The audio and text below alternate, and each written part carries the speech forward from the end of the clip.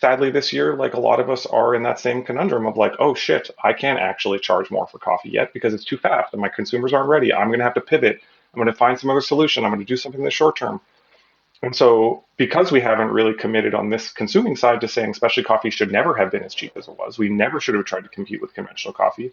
Now we're sitting here being like, conventional coffee is eating our lunch because we're not ready to tell our consumers Yeah. from our scale of production with our cost of productions that it takes to roast your coffee and pack it on an SME size versus a massive company. We can't absorb those losses. They're immediate. They come really quickly. They come within 6 to 8 months as opposed to being stretched out over 2, 3 years, right? We're not Lavazza, right? We're not Illy. We're these small businesses that are immediately going to have to pass that price down to you. But then are your consumers ready for a 40% price hike because you were running it at a price to stay competitive with like local conventional brands or with the supermarket brands? Probably not. Mapper Forward is bringing a new perspective to the Japanese coffee industry with Mapper Forward Japan. Every 2 weeks, we're highlighting a selected series from the Daily Coffee Pro by Mapper Forward, translated and available in Japanese on our YouTube channel. Follow along on our new Instagram account, Mapper Forward Japan, where we'll share industry commentary, episode clips, and market updates all in Japanese. And if you're in the Japanese coffee industry, join our mailing list for updates and exclusive content, also in Japanese. All the details are at mapperforward.coffee/Japan, and we'd love you to share this information with your Japanese friends in the coffee industry. Check the show notes for details. Welcome to the Daily Coffee Pro by Mapper Forward, friends. I'm your host, Lee Safar, and this is unfortunately the final episode of this series with Brendan Adams from Semilla Coffee in Canada. Folks, I say this a few times a year, and I never know when I'm going to say it, but there are some series that I wish I wasn't the host. I wish that I was hearing this conversation for the first time, driving in my car, or, dialing in the espresso machines in the morning, so that this conversation would be something that fed my thinking for the rest of the day. So Brendan, I really want to thank you for an extraordinary conversation. It's been really eye-opening, and I know for sure there are people out there that are going to be reassessing the way that they participate in the coffee supply chain after this conversation. So thank you for a really great conversation. Thank you so much. It means a lot, truly. You're welcome. But no, I hope that whoever is reassessing their thoughts does so in a way where they have a lot of kindness for themselves, because I think at the end of the day, we're all just learning, and this is all just about how do we make a fundamentally flawed system better, and it's going to mean a lot of mistakes, right? So. Yeah. Well, and that leads us into this question that we're asking in this episode. The series is, can we actually make coffee better? Mm-hmm. But this episode is the future of coffee guaranteed? And there are a lot of people in our industry right now who have said, whether they're a producer or whether they're a roaster or a cafe owner, whatever it is, and they've said, I decided to do specialty coffee because I wanted to be somebody who made coffee better. Mm-hmm. And specialty coffee did not deliver on the promise that it made. Mm-hmm. And now I may lose everything. Mm-hmm. And, we've talked about consolidation in this series. And as we look at what's happening to our industry at the moment, there are a lot of people who, had it not have been for matcha, had it not have been for signature drinks, they would be out of business by now already. Right. And so what they're saying is that the market has offered them the opportunity to care a little less about coffee and take on board other revenue streams that are going to enable their business to survive. And so this is just the reality of what it is to do business this year. Mm-hmm. What are your thoughts on that? Well, I think something that's really interesting with matcha taking all this heat in this space, just as a side note, I guess, before we get into it really about coffee, is that matcha's suffering a lot of the same problems that coffee does. I think that it's about to do exactly what coffee's doing. Exactly, right? Yeah. So I think obviously tea is really interesting because so many tea producers are so empowered, largely due to like a domestic consuming market, which means that they don't struggle. Just when we talk about with Mexico, with a group of people in Mexico, you find a domestic market that pays you well, and suddenly you can demand a much higher external price. And so this has happened with tea, and that's amazing. But overconsumption or increased consumption of a product that is an agricultural product that is susceptible to climate change is fundamentally very similar to coffee, right? That's a very similar dynamic. So I think that in the short term, it's great that matcha's throwing a lifeline to people, but it holds similar supply chain issues that are going to require us to have a similar consciousness about it.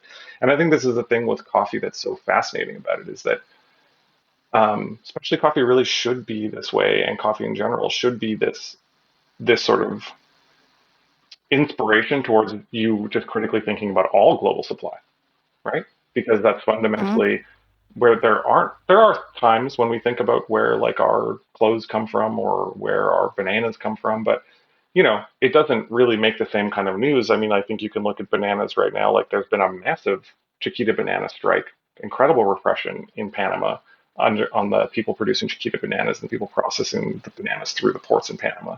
But like that hasn't got nearly as much response as like the price of coffee increasing, right? But bananas are obviously going to Mm. go up. So I think in general, what's always exciting about coffee is that um, it can be a scenario to support understanding about supply chains in general and for us to think more critically about all those things. In terms of like it being guaranteed, I think it's a fight. Like we said before, I think that it's a true fight to be in a scenario to see it continue as we want it to continue. I think the way that I want to see it continue is that the 70 to 80% of all the smallholders or all the coffee that's produced in the world comes from smallholders.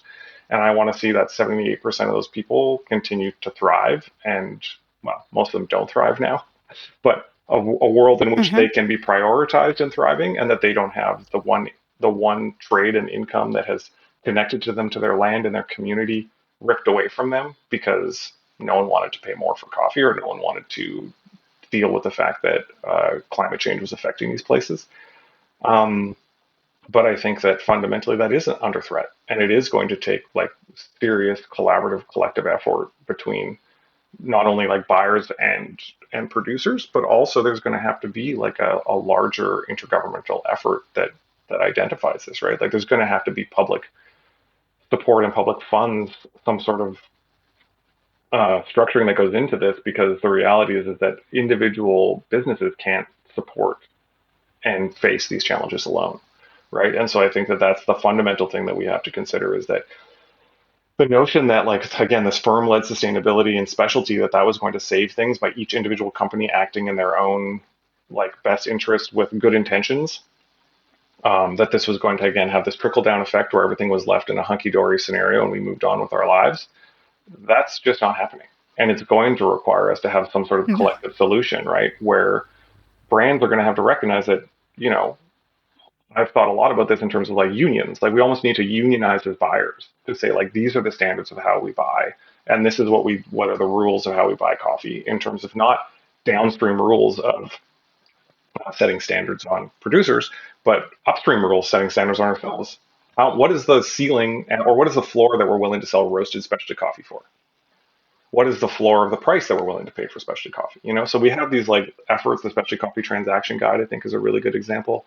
Things like this that are trying to like coalesce more information that is coming from multiple sources to create a better objective reference of how we can do things. But we have to double down on those efforts because it won't continue the way that it is. Because like we've touched on already, the conventional system is one thing. Even if it pays you more money right now, I think it's a big thing people need to dispel. And I'm sure you've talked about many times this year. Higher price Mm-hmm. does not mean higher profitability. That's not what's happening. You know, At all. Good example is pickers. As soon as pickers know that the price of coffee goes up, you think the pickers take the same amount of money that they took last year? Absolutely No. not. They Or the take way fertilizer more. companies. Fertilizer companies jacking Mm-hmm. up the price, whatever it is, there's always some way in which this will be manipulated so that the price goes up relative to it. So it's not to say that producers are making no money this year. I think many are doing well, but like interest rates are high in these producing countries. Another thing people don't recognize, like to find an interest rate under 18% annual is very good in a producing country, and to run a farm, Mm. producers need to take on loans a lot of the time, right? So like sometimes people are paying 3% a month, 24% annual to run like a small farm. Like Mm. these things don't go down, right? So just because the price of coffee goes up on a conventional market, we're not saved. It doesn't make things are better now because it's not consistent and it doesn't track to like actual cost. And then secondly, within specialty, many of us have hit a ceiling. Sadly, this year, like a lot of us are in that same conundrum of like, oh shit, I can't actually charge more for coffee yet because it's too fast and my consumers aren't ready. I'm going to have to pivot. I'm going to find some other solution. I'm going to do something in the short term.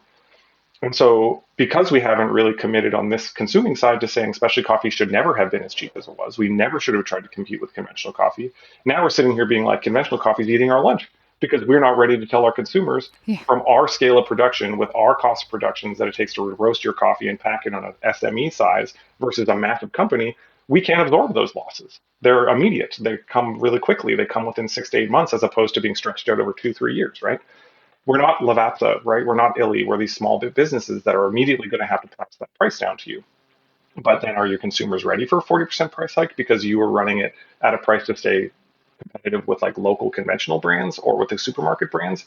Probably not, right? So there's all of these host of issues that come down to the fact that, like we talked about with everything, if you don't get to the truth of how this works and thinks theoretically about how the system as it is right now was built to fundamentally dispossess value in order to aggregate value in the core, and that system is eroding rapidly and cannot be was never good to begin with, but now is not something you should bet on if you're not willing to really reassess how you can redefine your value proposition from a pricing way all the way through down to like how you support producers, how you source coffee. um, it's not guaranteed at all, you know. And I think that we'll see how much attrition there No. is among small roasters or medium roasters, or even some of the bigger roasters or importers or anybody on the supply chain, right? That will go down because they can't maintain the liquidity demand, they can't handle the risk of increased coffee that they can't sell, increased price coffee they can't sell, et cetera, right? So I think it's a really complex web, but it starts fundamentally with like something we say within Semilla: follow truth. Find the truth of what you're trying to Oh, achieve I like that. and find the truth of what is happening at the origin and the people you support and follow it and share it and make sure that people understand it who support you, who consume things that you produce, and go forward with that mentality. And I think it'll be okay. But if you're just in this like set it and forget it, I buy coffee, I turn it brown, I sell it, I compete with the guy beside me, I try to undercut it, I don't see how that's going to work. I want to put into frame the conversation around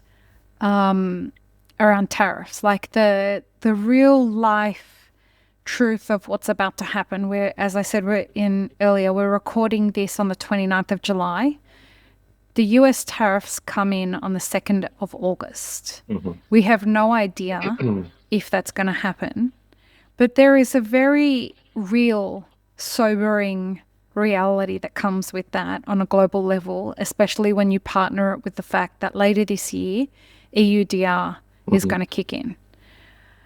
So to put things in context, we were saying when the pricing part of the coffee crisis was a focus, that the big companies forward contract so much that they will probably be able to weather this situation better than everybody else, right? Mm-hmm. But America being the number one consumer of coffee in the world, what it means when you add 10% tariffs onto coffee is that the people who are bringing the coffee into the country have to now find in a year where coffee costs at least double what it cost last year, they have to find not only the double of that, they have to now find immediately an extra 10%. That's for like across the board tariffs. Mm-hmm. That unto itself is hard. But when you look at the fact that Brazil is the number one coffee that's brought into the United States, and the tariff on that is 50%. The corporations who were expecting that they would be able to weather this price crisis better than everybody else, they are now in a position where there is no amount of absorption that's going to help them to avoid the reality of this moment. Mm-hmm. And 50% tariffs are debilitating. Oh, yeah. No matter how big you are. For sure.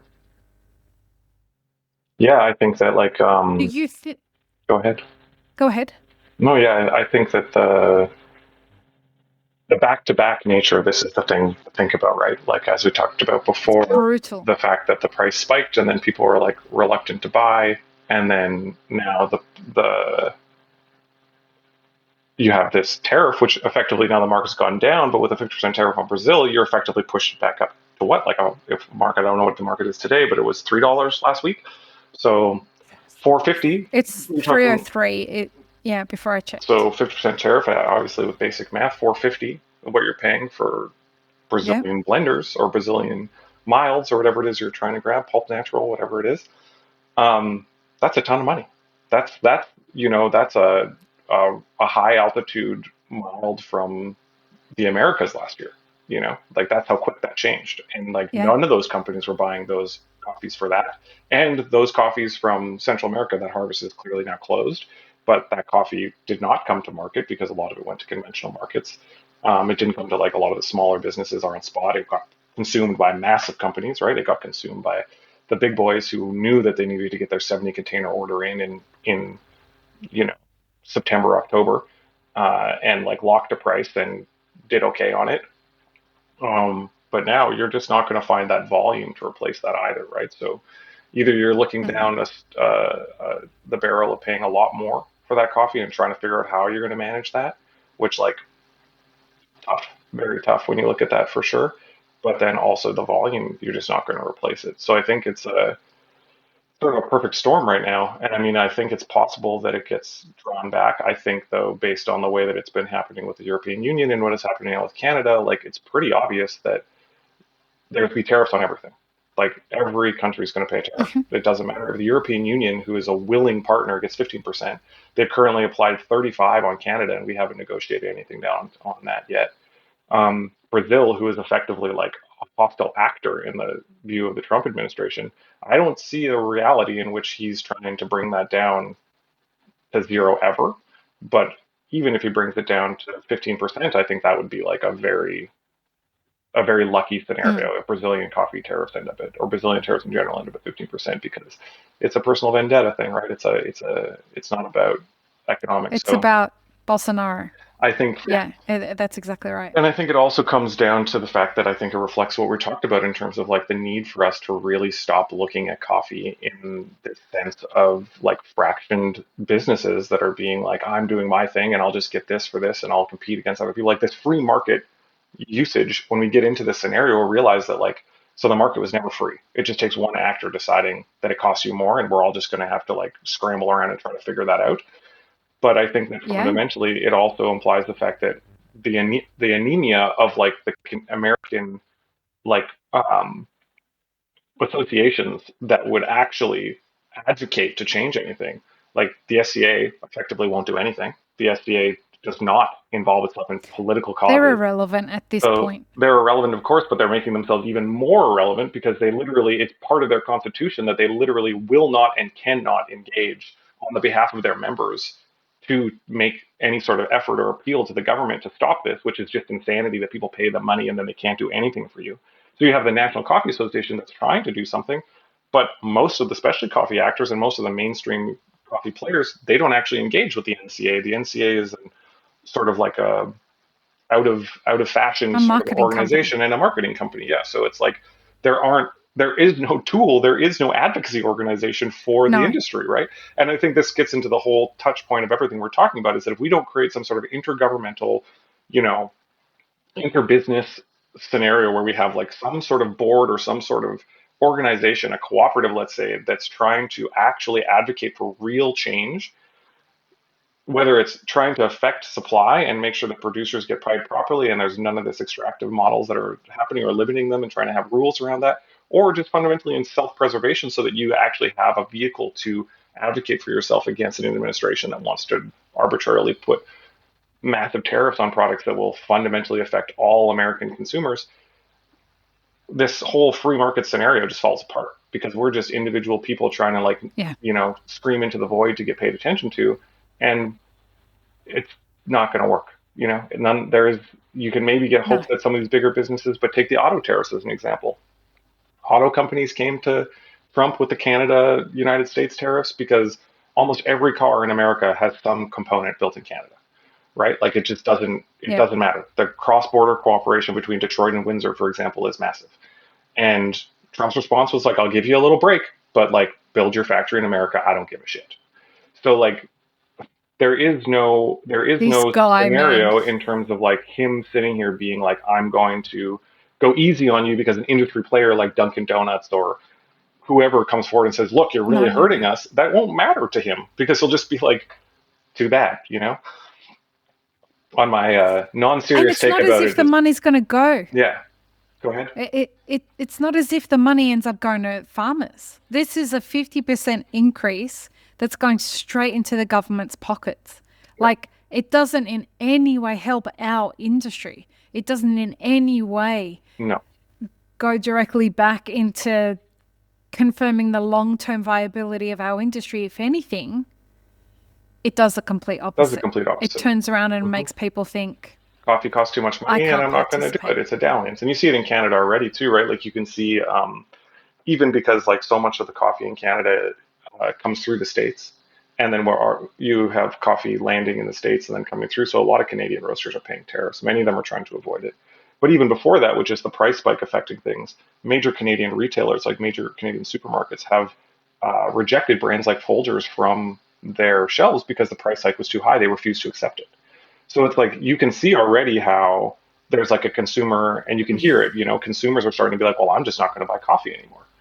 Um, Yeah. that's sort of serious reality in America, and I think something in America that people don't like. I was sort of new to, but the majority of American economy is consumption. It's consumer goods and retail. Like that's Yeah. almost all of America's Yeah. economy. So when you take away something like coffee, which is how much coffee is consumed on a daily basis, like this is it's not just that people will stop buying it, it's like also just like a massive economic hit, like, you know, death by a thousand cuts type scenario. So and it's fundamentally just funding in a tax break. Not is it not going to the coffee industry, it's funding into his tax break for the rich because he's using this tariff now to Yeah. cut income tax on the Completely. rich so that he can therefore have a tax base still. This is his theory, right? Is that tariffs will allow us to have lower income tax on the wealthy. So he's literally just trying to recreate a robber baron era where the local consumer pays high taxes on everything so that they don't have to pay as much on their income tax. So it's Mm, across a lot of levels. It's really something that is should be considered deeply offensive, I think, let alone scary, because he's just I agree. coming for the American consumer and the American small business for sure, let alone, you know, all the other industries that are affected. Have you heard of Klarna? Yeah. Do you know what Klarna is? Yeah. Yeah, for those who don't know, it's the buy now, pay later scheme. It's one of those systems, like Afterpay Yeah. and Tabby and things like that. Do you know what the majority of the debt in America in Klarna is being used for right now? No idea. Take a guess. I don't know. Groceries, maybe? It is. Yeah. It's groceries. Yeah. No, I mean, That should fucking terrify everybody. mhm. Yeah, people can't afford their money. People are not using Klarna to buy cameras or, No. exercise equipment or Yeah. something that's fun, right? They're daily They're using goods. it to pay for fundamental basics. Yeah. That is an indicator that everybody should be paying attention to. Yeah, Everybody around the world should be paying attention to 100%. that. I think fundamentally, like to tie this whole conversation together, I think that's something that's like really important for us to recognize is that the global coffee supply system is just part of a larger globalized worldview, right? And we can look through the G7 nations, which were supposed to be the benefactors of this system. And almost every single one of those G7 nations has a whopping GDP to debt ratio, like an absurd Oh, GDP. massive. Japan being the worst, but Canada is up there. We are running massive levels of debt to survive. And so we need to really consider how much of this system that is disenfranchising small producers and the coffee system is actually the same system that is putting us all in debt as well, right? So it isn't really just a thing of Mhm. us versus them. We're sitting here getting rich. Yes, we aggregate more value, but how much does that matter when our rent is through the roof? Our mortgage payments are through the roof. Our car payments are through the roof. You have to finance your groceries. Everything that you pay for comes with an interest fee, basically. And so once you're into that scenario, Mm. there becomes a thing where I said before about how coffee can be this sort of like, I like to say canary in the coal mine, I guess, right? Maybe that's a little bit dark, but Right. it's this harbinger of what's to come. I think that it's a really good indicator of how these globalized supply Totally. systems that were built for what reason? They were built on the notion that you could export your labor need to a global south country where the cost of production was lower, therefore get a cheaper good and have a higher quality of life. That was the basic premise of globalization in the 90s. That was NAFTA. That was the whole idea. Except it's led to a house of Of cards. course, and that's the point, is that it hasn't functioned. Even the number one like leading scholars of this, like Francis Fukuyama, who declared the end of history in the 90s, right? That we'd arrived in that position. He, he even now says like, you know what? Like, I did think that, but like, we were wrong. Like, it didn't work the way we thought it was going to Yeah. work, right? And so I No. think that this whole thing just brings us into this position of recognizing that like, we're not in a scenario of like, you're a bad global north white person who buys coffee and dispossesses brown people. This is identity politics that doesn't help us at the end of the day. What does matter is Mm. addressing structural inequality that is affecting all of us on a global level, right?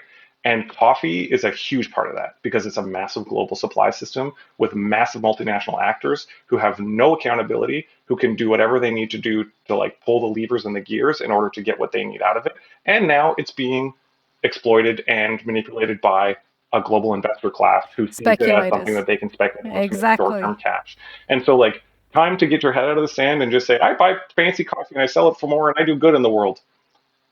It's time for like a structural analysis of how we all play into this system and recognize that we're all in solidarity across the board as like people who are trying to see a horizon and a reality in which it makes sense for them to feed their families and pay their bills and do a good thing in the world. And I don't think that's impossible, but it means not accepting the system as it is and trying to find something way to build something new. You are far more optimistic than I am, my friend. I think that Far optimism, like, I think more that this is, optimistic. yeah. I think though, I just say that I think it's really important. Like, I think that like something that I like a lot of, I think we talked about this before, and something that the people who inspire me the most against like global South coffee professionals have been the people who have taught me the most.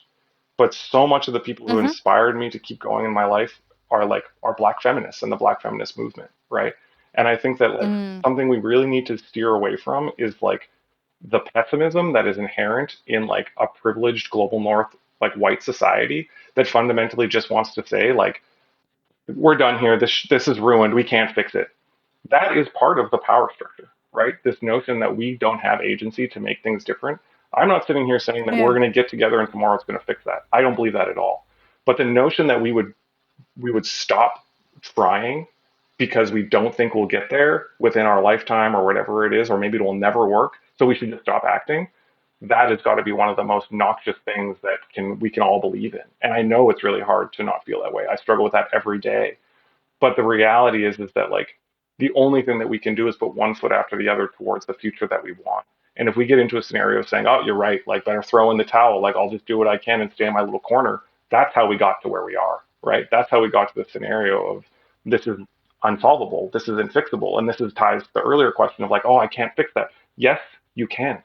Believe in your agency to do one little thing differently in your life. Even if it's not coffee, pick one thing to say that I don't like that. I want to find some way to answer that, and I can be part of that change. Even if I die and there's three people that come, three generations down, and like that affects them in some trickle down way that like I didn't expect was going to happen, but like it did, you would have won, you know? Even if I think this every time I get in a plane, like it's like when the plane crashes, since there's so many of them these days, I'm pretty satisfied because like, Semilla is not anything's big. It's not anything really special. But I never believed 10 years ago that I could start a business that would positively affect the lives of 70 to 75 families in eight or four different countries, like, and that's a lot, and I think that having that belief that you can do something is key, and believing like getting too sucked into pessimism is part of the power structure that keeps us in a scenario where we wait for someone else to make the change. And as we've been talking about for the last while, waiting for that change, we're going to watch the whole thing degrade before that happens. And I think you've got some empirical evidence there, my friend, that Semilla is actually a very important business. It really has made the kind of impact that we should all hope to be able to make in the world. Affecting the lives of 75 families is no small feat. And I think you should be really proud of it. Brendan, this has been a really special series for me. Thank you very much. I think there's a lot of people out there that, are, as I said at the beginning of this episode, that are going to listen to this episode and think, what the fuck just happened? I feel very different about the way that I look at coffee. And I hope people reach out to you. I hope people start looking at Semilla and saying, okay, I now have empirical evidence that this guy is the guy I should be working with. And to be very clear, guys, we have no financial arrangement. I've never worked with Semilla. None of my clients work with Semilla. Nothing. He's just a guy I happened to see. The algorithm showed me your content and I'm like, who the fuck is this? And I'm like, this is really interesting. And I have kind of waited for all the content to drop every time since then. So thank you for what you do. I think it's a really valuable thing that you're doing for our industry. And I know thank yous don't really, pay the bills or, do very much, but know that you are seen and know that you are appreciated in our industry, and know that you serve as a light to people who have lost hope, that if you're an example of somebody that does it, and you openly talking about the fact that it's a struggle, we're all struggling right now. Everyone's struggling. So to see that you're struggling and you're still doing this a way that you can have pride for, and there is integrity in it, and you're demonstrating it, it means the world to the people who are in your ecosystem. So having said that, when the future version of you comes back and watches this, what do you hope for him? I think that I hope that that he can look back at somebody who really didn't give up, I guess, and can see somebody who valued, like, that the value of what they created ended up in a place that made sense for more people, And I think that the hope for me is always, like you said, just being more of a symbol and a light, right? I don't think that what we do is existing to change the system, revolutionize the system. We exist to say you can, and we can. And so I think that my future self can look back and say that worked, and that inspired more people to be involved in a world that was more just and kind and intentional, and that it took the agency that it could to make that change. As someone who spent 9 years building this Mapper Forward, 1,400 episodes in, I can really resonate with what you just said. Yeah. The intention of this podcast was, I'm not proud of who we are as an industry, and I'm going to build something that we're going to give away to people for free every day. Yeah. And hopefully it's going to make this industry better somehow. 100%. Yeah. So I really resonate with what you're saying. You're a very special person in our industry, and I hope that more people see that. So thank you for what you do. Yeah. Tell people where they can find out more about Semilla. Yeah, you can always find us on Instagram, Semilla Coffee, at Semilla Coffee on Instagram. Our website is semilla.ca.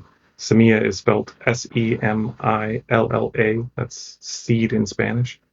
Those are the two main places. I'm trying to be a LinkedIn person, so you can find me personally on LinkedIn or follow. Mostly, don't do it to yourself, mate. Things like we talk about, because I feel like people who really need to hear it might be over there, actually. So you can be my lonely LinkedIn friend if you want. Perfect. We will have links for everything in the show notes. Brendan, there's only one thing left to do. Will you do me the honour of signing us off for this series? Of course.